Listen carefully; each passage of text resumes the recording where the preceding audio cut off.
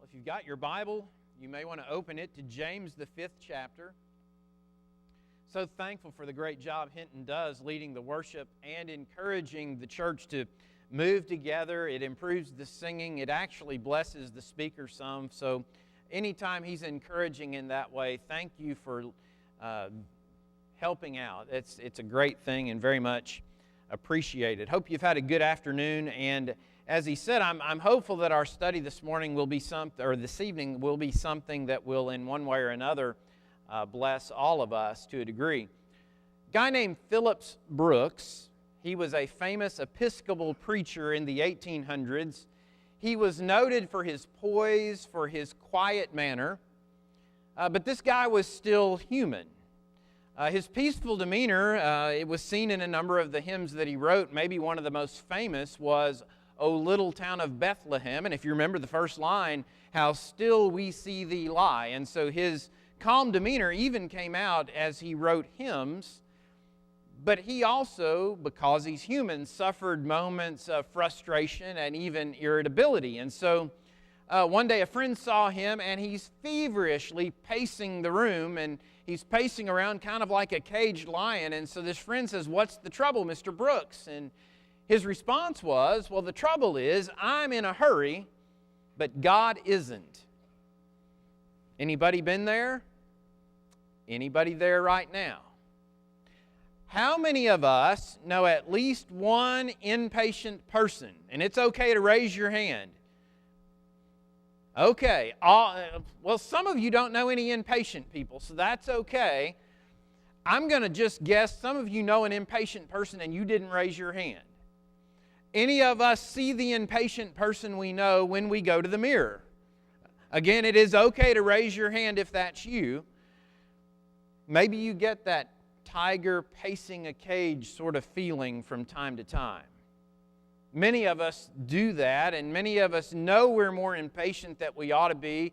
It is part of being human. I told you a couple of weeks ago I had been assigned to speak on this topic. And I was actually thankful to do that. I was thankful to have to dive in and study it. Not just the topic, not just what the Bible says about it, but also thankful to do some introspection in that regard.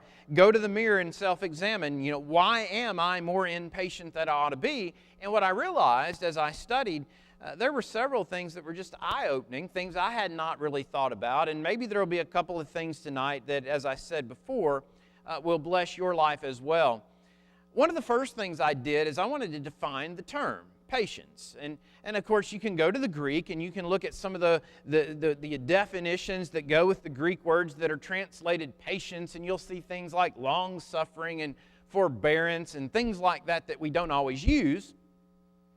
But then I also wanted something maybe a bit more modern. And so I turned to the back of my New Century Bible, and I looked up the word there. And the top definition you have on the screen is what I found in the back of my New Century Bible. And to me, this was eye-opening.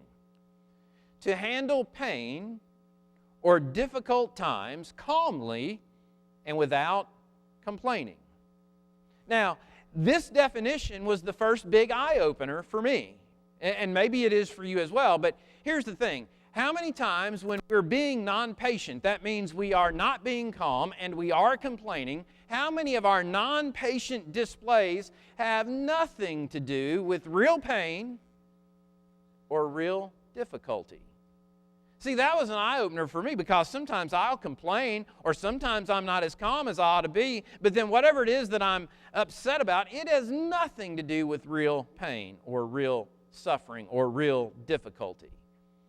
And so I asked myself the question, and I think it's worth us asking and exploring, why is it that we tend to be so impatient? And it seems as I think about this, and you may agree as you think about it in your life, somewhere along the way we have to learn to be impatient, don't we? We're not born that way. And if we're not born that way, that means it's something that we've got to learn. And so as I thought about that, I've got to believe that I learned it in the laboratory. The laboratory that we call home. And I don't know if you ever think about your home being a laboratory, but it is. And And it scares me because I realize at probably 10 years old, I was learning to be impatient. And then I think, we've been conducting a lab at my house, and I wonder how much impatience I've been able to teach my kids along the way. But let me illustrate how we kind of learned this, or maybe how I learned that. And I'll illustrate with one of my big challenges, and that is behind the wheel when I'm driving.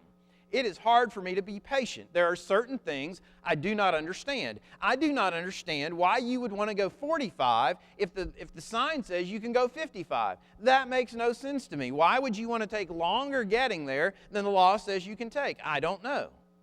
Especially in light of the fact that God blessed an engineer at one point with the idea of, hey, we could invent cruise control. You can set that thing and you can set it on the speed you want to go and you won't vary. You'll hold right where you want to be. I love that. Well, looking back, I believe I learned to be impatient behind the wheel as a preteen. I'm going to take you back to the mid-70s. And I'm going to talk about Thanksgiving. On the screen, you have the state of Illinois, and the bottom circle is Centralia. That's where I was doing part of my growing up. That is about 60 miles straight east of St. Louis. And so on Thanksgiving, we got up early, and we were going to make a drive up to the top circle, which is Rockford. That's where I was born, and we were going to hang out with family. Old Highway 51 that runs all the way down to Memphis, that's the road we would get on. And back in those days especially, it was all 2 lanes. And so what we would have is about 5 hours of seeing how quick we could get there. And what that meant, and when you're in a 2-lane road, it means you get right up on the person in front of you and you look out to see if there's anything coming and you get back in. And then when you see an opening, there is something exhilarating, especially in a car like that, of passing about 10 cars at a time. I learned that is thrilling. But I also learned it's a pain to be behind people. And so we learn to be impatient. And I drive a lot of miles. Some of you know that. And so it's a challenge for me. And what I've thought about, though, as I drive all these miles, I very rarely have driving that brings with it real pain or real difficulty. I just am impatient.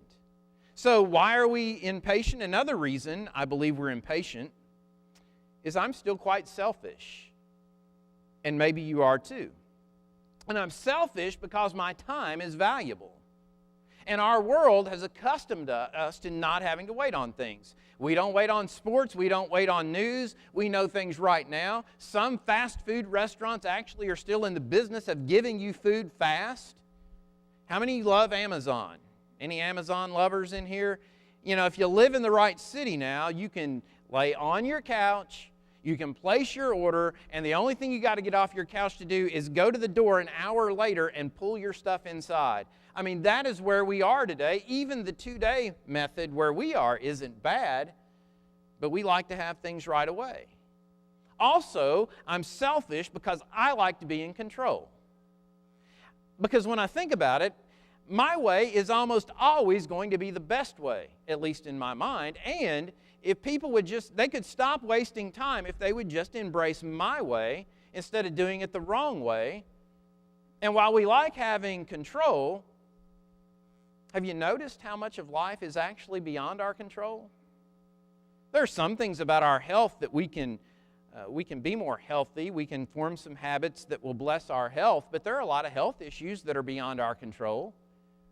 And then people in life, other humans, make choices. And they make choices that affect my life. And I cannot control the choices they make, but they make choices, it affects my life. And then sometimes, we would call them acts of God. That's not really an accurate description, but sometimes things just happen. Nobody's fault, nobody planned it, things just happen. And so there's a lot of life that's beyond my control. And like Mr. Brooks, where we let off, we may even find ourselves at times being a bit impatient with God. We know He's in control, and we even say out loud and believe that we like that, but we sure like it best when His plan and His timing is lining up favorably with ours, do we not? And then when we don't, maybe we find ourselves from time to time questioning God. Finally, I'm selfish in that from time to time, I find myself wanting to pass judgment on what's going on around me.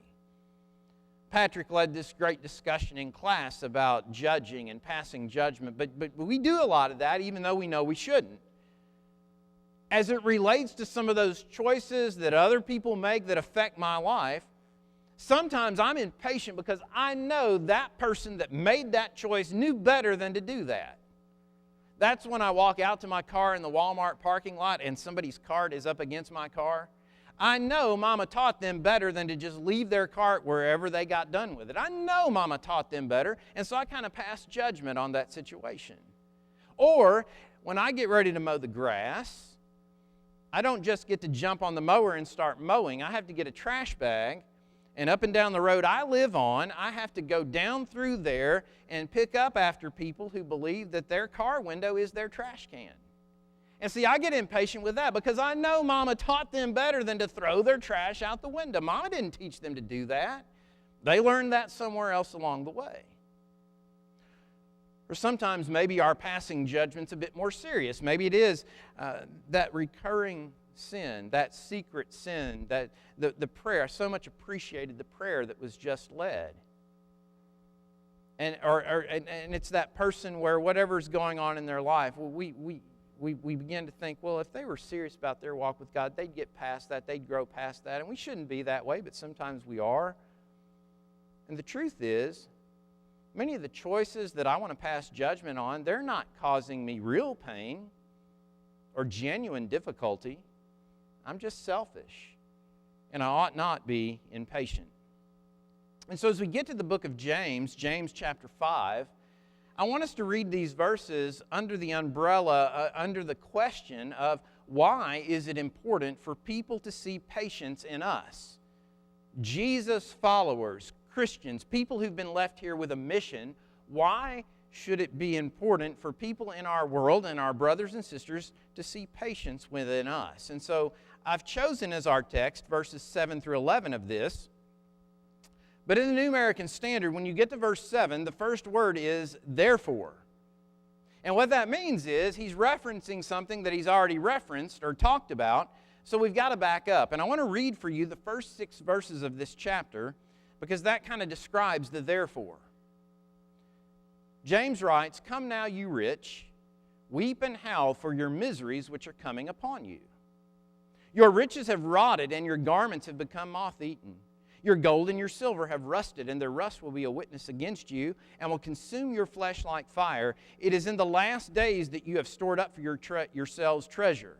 Behold, the pay of the laborers who mowed your fields and which has been withheld by you cries out against you, and the outcry of those who did the harvesting has reached the ears of the Lord of Sabaoth.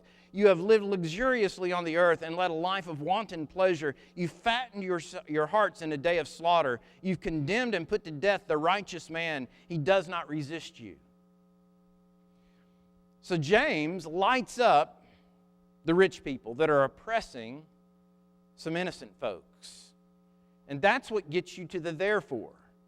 He turns his attention back to his real audience. He turns his attention back to the Christians. And this is what you begin to get there in verse 7. "Therefore, be patient, brethren, until the coming of the Lord. The farmer waits for the precious produce of the soil, being patient about it until it gets the early and late rains." Therefore, you can be patient. He's just talked to these rich folks. You need to howl for the miseries which are coming upon you. You've oppressed innocent people. You've treated innocent people bad. You haven't done what's right.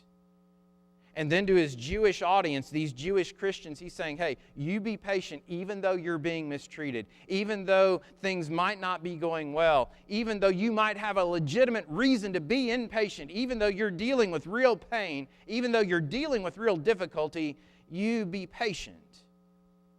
And then he references the farmer. It's not harvest time yet. You may be going through something right now. A farmer can plant the crop, and a farmer can do a few things once the crop's planted. You can spray, and you can do some, get rid of some weeds, and obviously you're going to be prayerful that God will bless you with rain at the right time. But there's only so much a farmer can do once the crop's in the ground, and he must patiently wait for the harvest. And what he's saying to these Christians is, hey, you be patient until the coming of the Lord. It's not harvest time yet. Similar message in verse 8. You too be patient. Strengthen your hearts, for the coming of the Lord is near.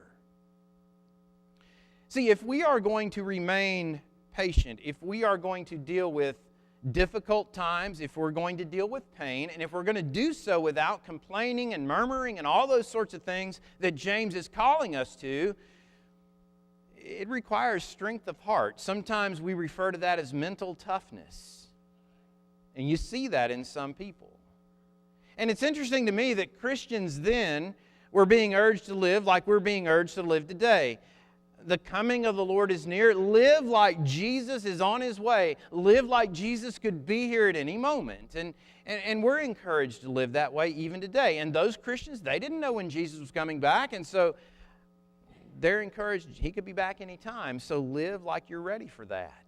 Now, some scholars believe that James might be referencing the destruction of Jerusalem. Others believe that's too far off in the distance yet to be referenced right here. But when you read the book of Acts and you read what's going on with those early Christians, you see a lot of Christians being persecuted. You see a lot of Christians being mistreated simply because they're Jesus followers.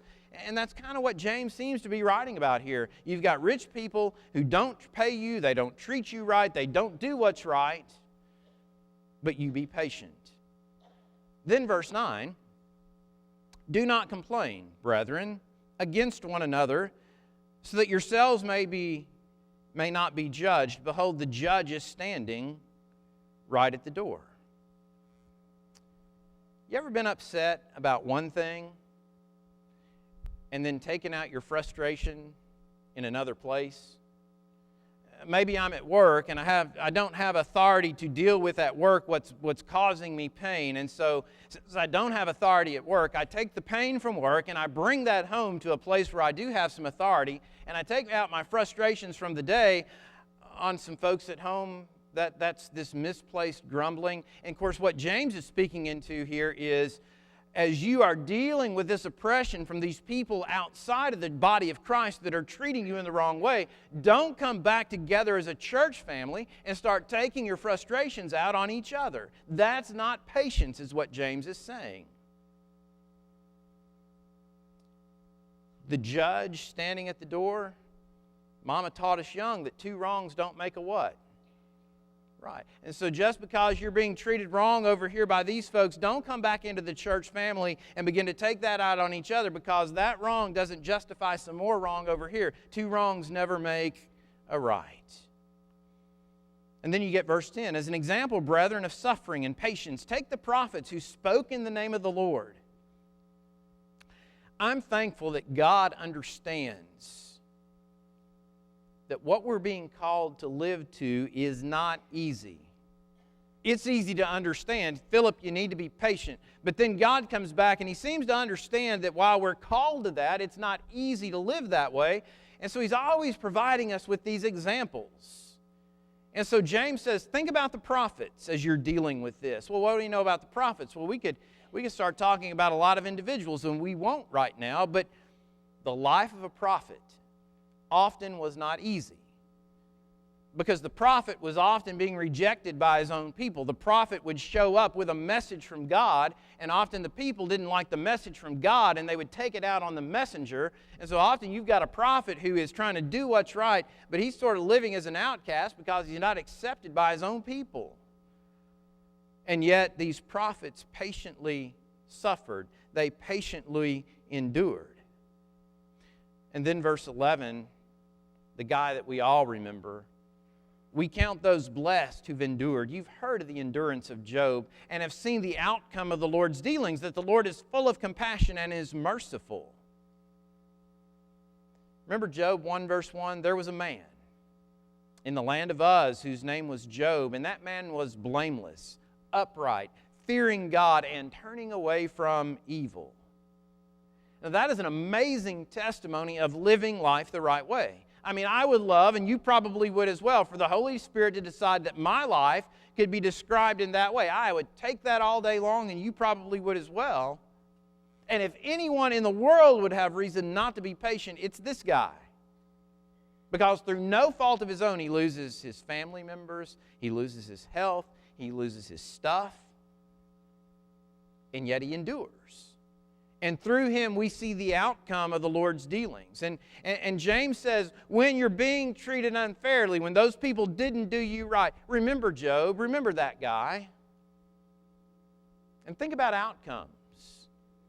Even in the moment of pain and distress and discomfort, whatever it may be that might cause genuine impatience, genuine pain, genuine difficulty, remember that the Lord is full of compassion and He's merciful.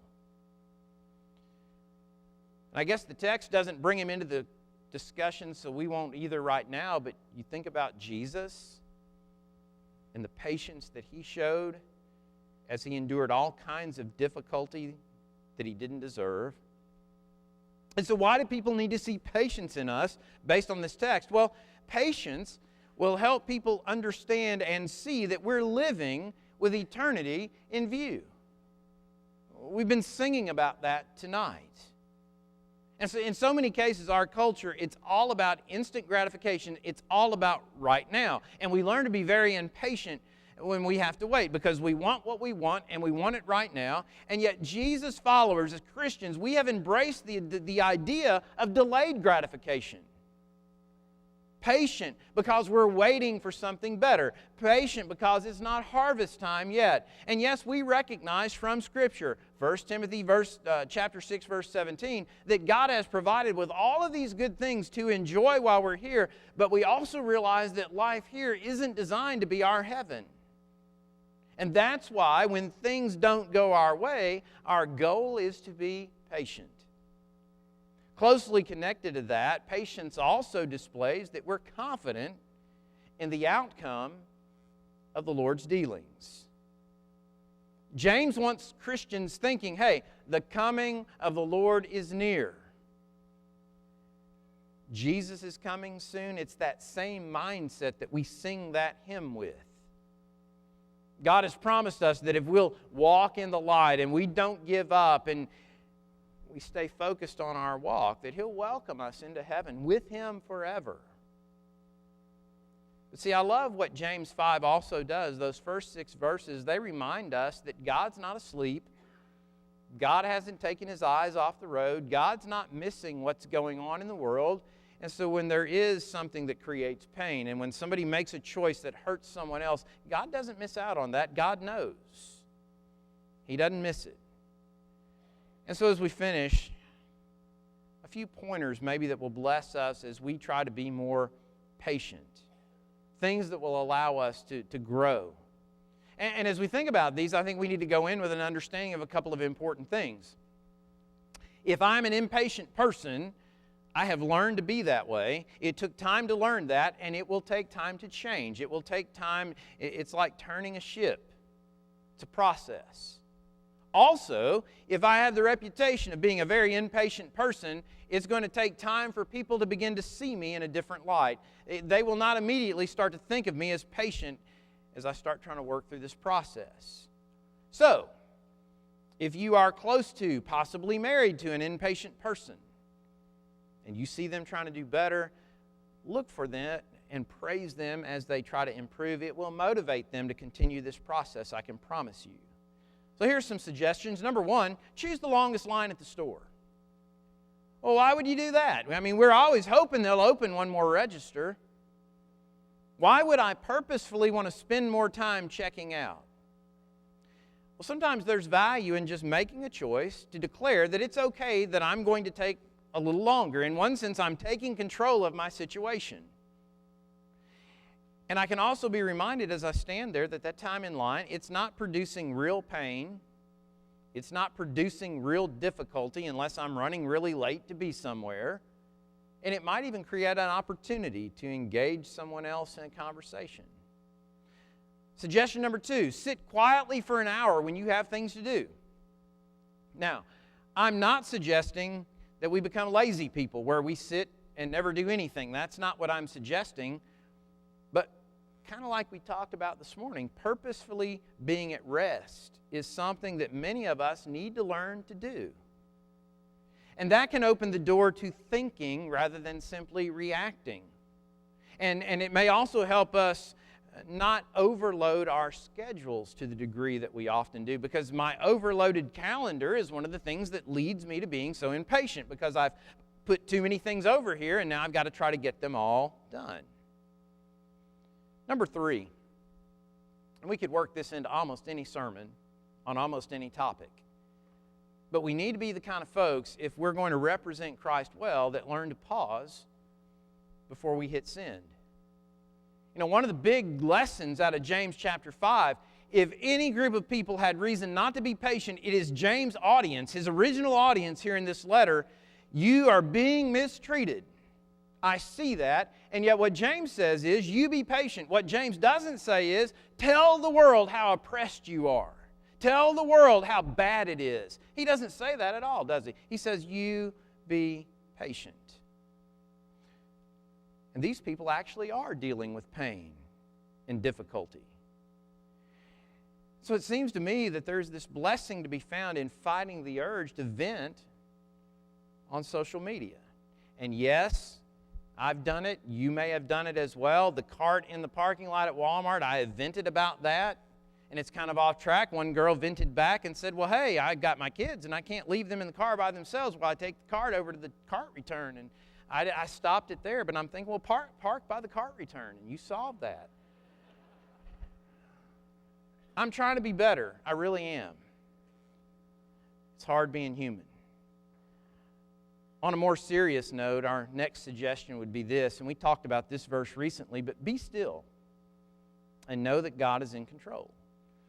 We referenced a couple of weeks ago, Psalm 46, verse 10. Cease striving and know that I'm God. I'll be exalted among the nations. I'll be exalted on the earth. See, injustices are difficult for us to deal with because, hey, the pain that accompanies them, it really does hurt sometimes. And there's this thing in the back of our mind. We always have this concern that someone who's hurt us is going to get away with something. And Psalm 46, verse 10 reminds us that God is in control, and God will deal on His timetable. And there will be that day when everyone will bow the knee and everyone will answer. That's the person who brings pain into your life, the person who brings pain into mine. These rich folks in James that James writes about in the beginning of chapter 5, they're going to answer for that one day. But we're not supposed to be looking forward to them getting theirs. As disciples, what we're actually supposed to be about is we're actually supposed to be about trying to share Jesus even through the pain that they may have inflicted on us. Finally, we need to live with an urgency about things that are eternally important. Impatient people often seem to have an urgency about them or us. And that's part of what can make them kind of irritating or make us irritating. And I would call on us not to have an urgency about fulfilling our selfish desires so much about what makes us look impatient. It really isn't about pain. It really isn't about discomfort. It's about instant gratification. It's about selfishness. But as Christians, there should be an urgency about us.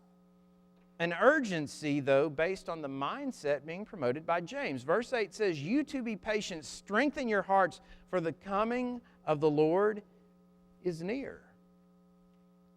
See, that mindset will allow us to patiently endure whatever life throws at us with eyes on eternity. Because eventually life will throw something at us that will require genuine patience. You may not have walked through that valley yet. But if you live long enough, you will. It may be that valley that you never thought you were signing up for, that valley you never thought would be yours to walk through, but it will arrive, and it will require patience. We also need to remember that the good times can help us be prepared for the times that are less than good. I think that's one of the lessons from Job. Our text mentions him here in James chapter 5, and the call is to remember his patience. My friend Glenn Newton, in a book that will soon be released, he wrote this. He said, it's not about how you react to suffering when it comes. It's about the kind of person you are before the suffering ever begins. That's why Job 1:1 is such a big verse. There was a man in the land of Uz whose name was Job, and that man was blameless, upright, fearing God, and turning away from evil. Does that describe your life today? How do you respond to a lesson on patience? Well, for me, it is trying to remember every time that I'm about to complain, every time I'm about to be shorter on things than I should be, that, hey, I'm asking myself, am I in pain? Real pain? Am I going through a real difficulty because of whatever this is? And if the answers to those questions are no, then I know I need to not be impatient. And then I remember, even if the answer was yes, I'm still supposed to try to be patient. I don't know where you are on this, but I hope James and his focus on things eternal maybe can help all of us better represent Christ as we attempt to live lives that demonstrate that we're patient people. Tonight, as we conclude, we extend the Lord's invitation, and if there's something going on in your life where you need us to pray together as a church family, we're ready to do that. Maybe you're here tonight and you're ready to begin your walk with God, to be baptized into Christ, and if you are ready to make that beginning in your life, we're ready to assist you as well. If we can assist in any way, let it be known while we stand and while we sing. Salvation belongs